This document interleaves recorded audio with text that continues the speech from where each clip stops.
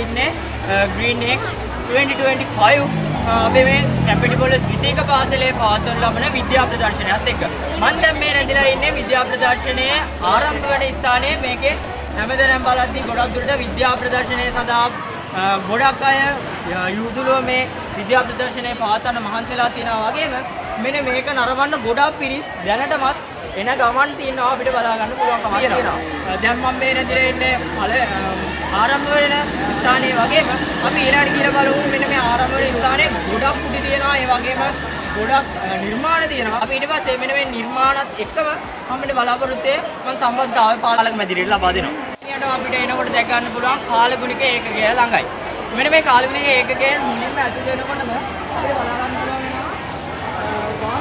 ගැටිය කියලා මෙන්න මෙතන තියෙනවා. ඒ වගේම මෙතන ගොඩක් බලා ගන්න පුළුවන්කමක් තියෙනවා. අපි මෙතන එක්කෙනෙක් කතා කරලා බලමු මොනවාද මේක මොන විදියට වැඩ කරන්නේ. ඒ වගේම මොනවාද මේක තියෙන්නේ මෙන්න මේ විස්තර ටිකක් අපි එක්කෙනෙක් කතා කරලා බලමු.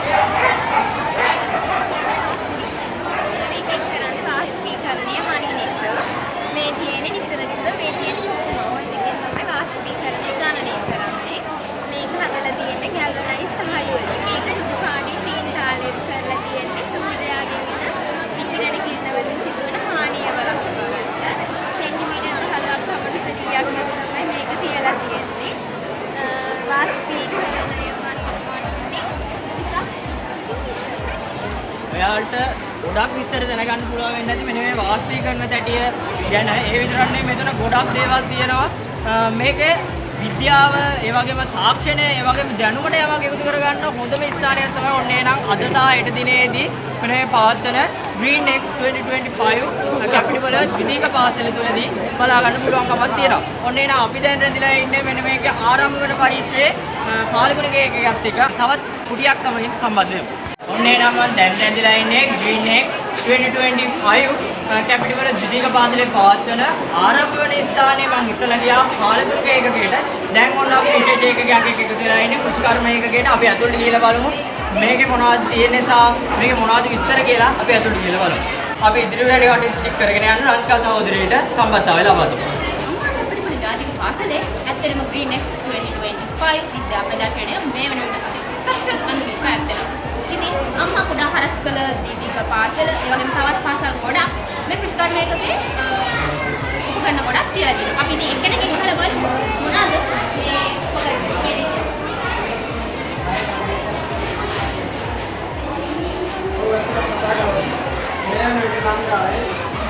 Google nanti kita beri nama pun buat tanda pada. Kita boleh kami nama ni jadi kami ada siapa kami siapa kami. Pada waktu itu siapa ni siapa kami yang ada. Sudah turun dah kerana kalau siapa kami tahu kami kudu kami. Itu ni ada jadi kami karena siapa kami itu orang kami. Kalau dia ni boleh dia lah juga.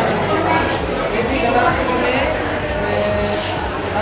උදාහරණයක් වතුරු ස්ථාන වල සහ මේ වර්ෂාදී කාලවල උදාහරණ බැරි නිසා ඒ වෙනවා සාර්ථක මේ උදාහරණ. සාර්ථක මේ උදාහරණ තමයි මේකට සාපේක්ෂව මේකේ සුදු කරදර කවුරු කරනවා මේක වෙනවා. ඒකට සාර්ථක මේ සාර්ථක මේ උදාහරණ. ඊට පස්සේ මේ තමයි ගුඩරේ කියලා හඳුන්වන්නේ කුකුල්කට කුඩා කාලේ ලොකු ප්‍රශ්න කියන්න බැරි නිසා තමයි ගුඩරේ කියන්නේ. ගුඩරේ ජනේසා නෑම අපි ලබා දෙනවා. ඒ වගේම බල්බේ කියන්නේ ඒක කටවුනේ ඒ නිසා මුදු මාර නගරයන් තමයි බල්බ් දෙන්නේ.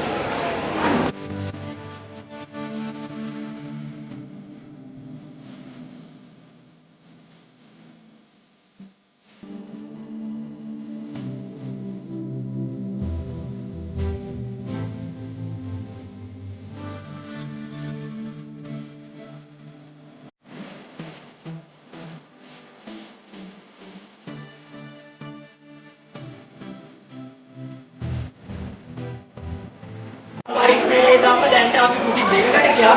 එනේ කුටි දෙක අතර ගන්න ටිකක් විශේෂ කුටියක් ගන්න මෙතන බලන්න පුළුවන්. එළවලු පළතුරු වගේ ගොඩක් දේවල් තියෙනවා මෙතන. ටිකක් විශේෂ කුටියක්. මෙන්න මේ කුටිය ගැන අපිට විස්තර ටිකක් දැනගන්න දර්ශනීය හේමනායක මිස් ඉන්නවා. අපි විස්තර කතා කරලා බලමු. මොනවද මෙතන සිද්ධ වෙන්නේ වගේ මොනවද මෙතන තියෙන්නේ කියන ගැන අපි දැනගමු. මේක ඇවිල්ලා අපේ සේරංගඩි විභාගයේ පොතේ ප්‍රවේශාංශය.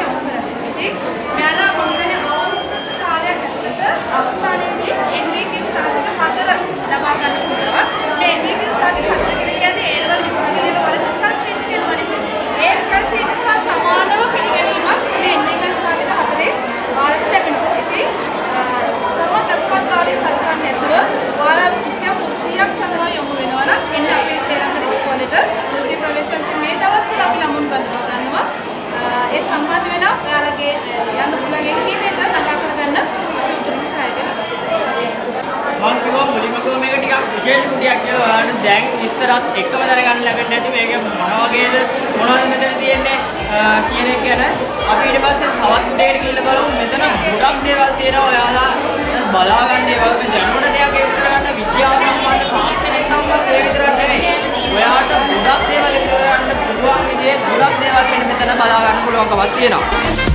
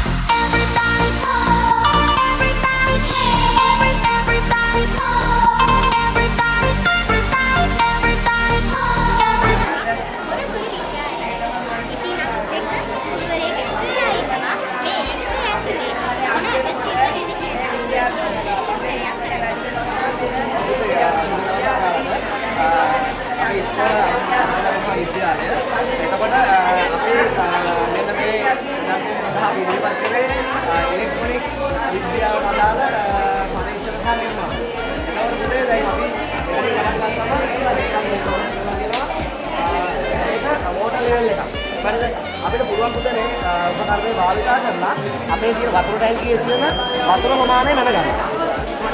දැන් පුතේ අපේ පොඩි එහෙම බහලා තියෙන මේ අවසාන අධියන නිසා හරිද?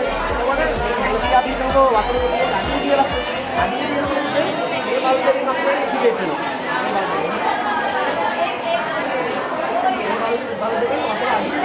ඉන්ඩිකේට් වෙනවා. ඒ කියන්නේ වතුර ටැංකිය පතුලේ තියෙන්නේ. ඊට පස්සේ අරෝ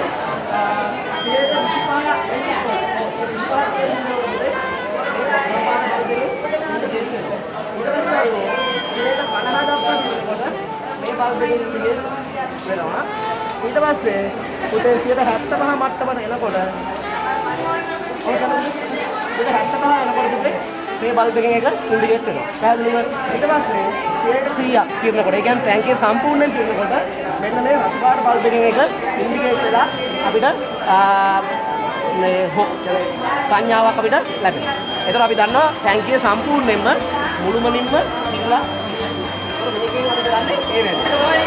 අපේ ඉතන වැදගත්ම පරිපතය. අතනත් එකක් දෙන එකක් බලමු අපි. හරි. මේක මේ අලිවැට පරිපතයක් අපි ඩෙවලොප් කරලා තියෙනවා. හරි. මේකෙන් දෙන්නේ අපි සාමාන්‍යයෙන් අලිවැට පෙරළුවාට පස්සේ අපි සාමාන්‍යයෙන් උදේ ගිහින් ගන්නන්නේ. අලියෝ වැට කඩලා කියලා අපි උදේ ගියා ගන්න ගන්නවා. හරි. මේ අපි අතේ සිස්ටම් එක අනුව අලියා වැට පෙරළුවම ගමන් අපිට මුදේ එන්න මේ ස්මාර්ට් ෆෝන් එකට අපිට ෆෝන් එකක් එනවා. ඒකෙන් අපි හතර ගන්නවා. මේ මොහොතේ අලියා වැට කඩලා තියෙනවා.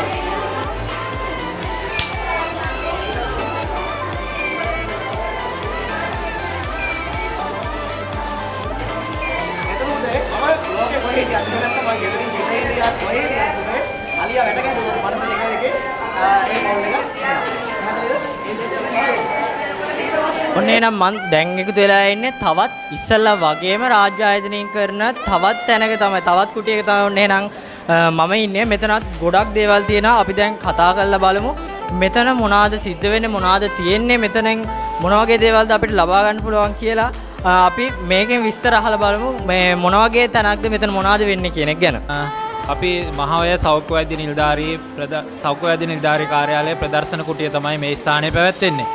මේ ස්ථානයේ පාසල් ශිශු දැරියන්ට වගේම ගුරුවරුන්ට දෙමව්පියන්ට සියලු දෙනාටම ගොඩාක් ප්‍රයෝජනවත් දේවල් තමන්ගේ ආහාර සෞඛ්‍ය වැඩි දියුණු කරගන්න තමන්ගේ ශරීර සෞඛ්‍ය වර්ධනය කර ගැනීමට අවශ්‍ය විශාල දැනුම් සම්භාරයක් ඒ වගේම අත්දැකීම් සම්භාරයක් මේ ප්‍රදර්ශන කුටියෙන් ලබා ගන්න පුළුවන්.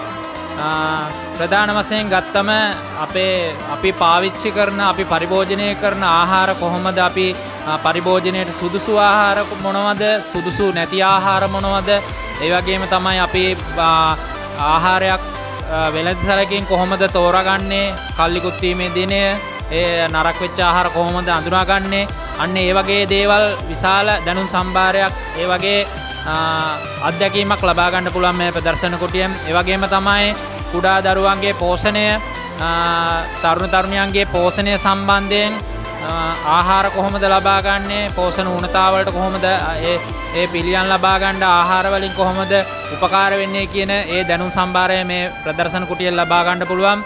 ඒ වගේම තමයි තමන්ගේ උස බර ඒ මේ ස්ථානයේදී ඒ උස බර කිරාගෙන ඊට අමතරව තමන්ගේ කොච්චරක් තමන් උස වැඩි කරගන්න ඕනද, තමන්ගේ බර කොච්චර වැඩිද, තව කොච්චර වැඩි කරගන්න ඕනද, උසට සරිලන බර, අන්න ඒ වගේ දේවල් විශාල ප්‍රමාණයක් මේ ප්‍රදර්ශන කුටියෙන් ඔබට දැක ගැනීමට, දැන ගැනීමට, අත්විඳීමට හැකියාව තියෙනවා. ඔයාලට ගොඩාක් දේවල් දැනගන්න පුළුවන්. මෙතන නිලධාරි ගොඩාක් ප්‍රමාණයක් ඉන්නවා, පෞල් සෞඛ්‍ය සේවා නිලධාරිනියන් ඉන්නවා, මහජන සෞඛ්‍ය පරීක්ෂකවරු ඉන්නවා. තමන්ට ශේෂ්ත්‍රයේ හරි තමන්ට මොන ඕන අත්දැකීමක්, තමන්ගේ ප්‍රශ්නයක් ගැටලුවක් විසඳ ගැනීමේ හැකියාව තියෙනවා. ඒ නිසා පුළුවන් තරම් හැකි ඉක්මනින් මේ ප්‍රදර්ශන කුටියට පැමිණලා ඒ අත්දැකීම් ලබා ගන්න කියලා මම ආරාධනා කරනවා.